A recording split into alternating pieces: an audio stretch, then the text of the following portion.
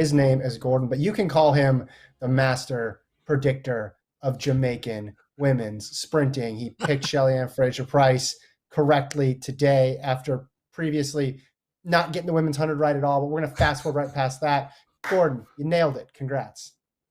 1 for 1, right? According to you, only as important as your most recent pick.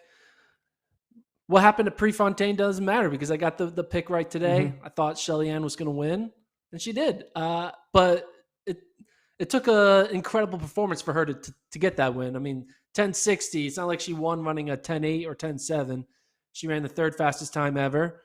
Won a time that is right behind FloJo and the person who she just beat, in Elaine Thompson-Herah. But now that we have in the same year a 10:60 and a 10:54 from the same country running at their peak at the same time, I want to see them race more often. We're going to see them again, I believe, in Paris. I looked at the entries. I believe they're both running in Paris. And then ultimately, we'll probably see them again at the Diamond League final.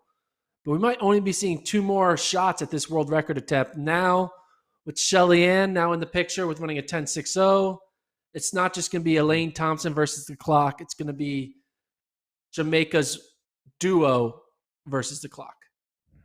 Yeah, this was much more competitive than the last 2 times they squared off. This is what I thought we would see in Tokyo. Now, I didn't think Elaine Thompson would drop a 10:61, and I didn't think she'd go 10:54 in pre. But this was a close race, right down to the wire, 10:60 to 10:64. First time we've had 2 10:6s in the same meet in history.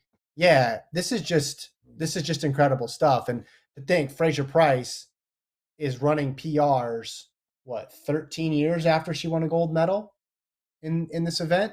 So we're going on, she's just extended her prime much, much later than anybody could have ever forecasted. I mean, even in 2019, when she was running fast, it seemed like she was defying the odds there.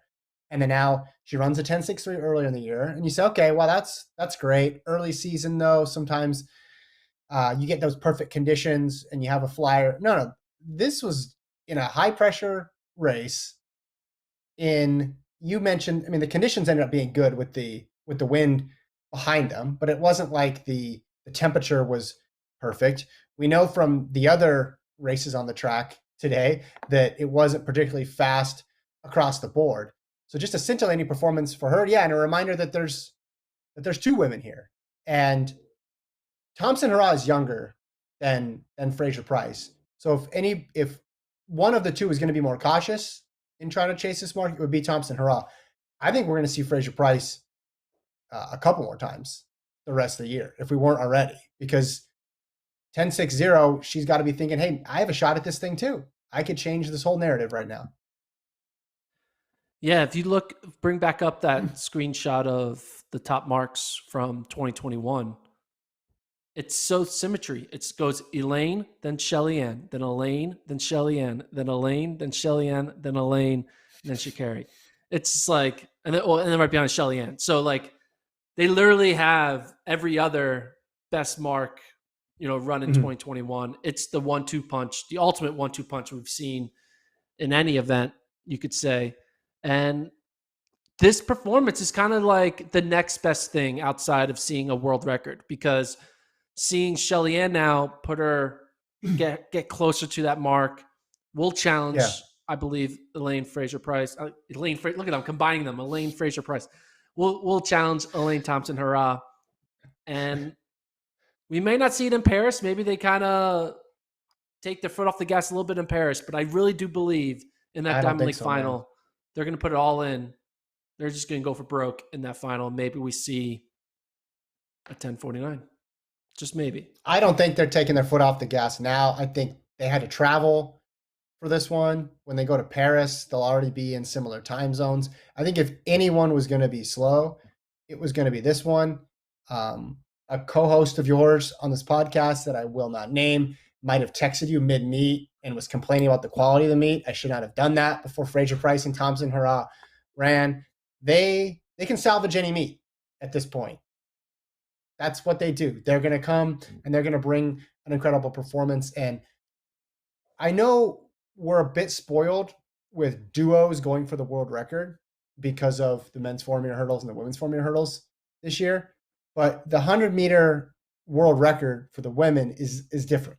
It's a different category than the mark that was being pursued by those other two events. So the fact that you have two people going for it and willing to race each other a bunch this year. Can we pull up what's the total amount of times that these two have squared off this year, Travis? I don't know if you put that stat up already, but if you haven't. So is this, but from 2021 in the 100, this is just the 100 too, correct? So this is in 2021, it's been five meets. So technically they raced twice at Jamaica Champs because of a semifinals, but they've had 5 finals against each other, and they're 2 and 3 against each other, right? Shelly-Ann has 2 wins. Elaine Thompson-Herah has 3.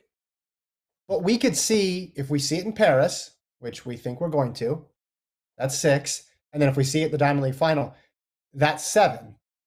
That's pretty special to have 2 of the best all time competing against each other 7 times throughout the course of the year. Compare that to other rivalries that we've been tracking in years past that are going for all-time marks. 7 is a high number. I know in the field events, you can creep up there, but in the running events, to see those two put it on the line time and time again, this is special stuff that we're seeing.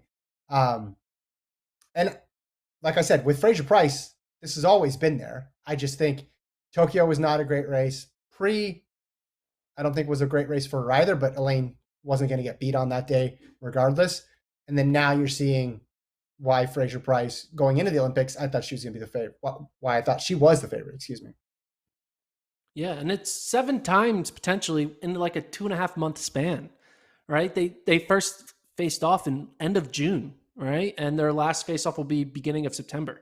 So it's all jam packed. It's not spread out from like, oh yeah, they raced back in January and April. No, this is like 7 marquee matchups in 10 weeks. They put it on the line.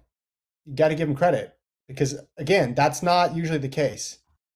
That's not the default setting here. We got a question in the chat from Matt. Who will hold the world record when Elaine and Shelly are both retired? Elaine, right? Is what he says.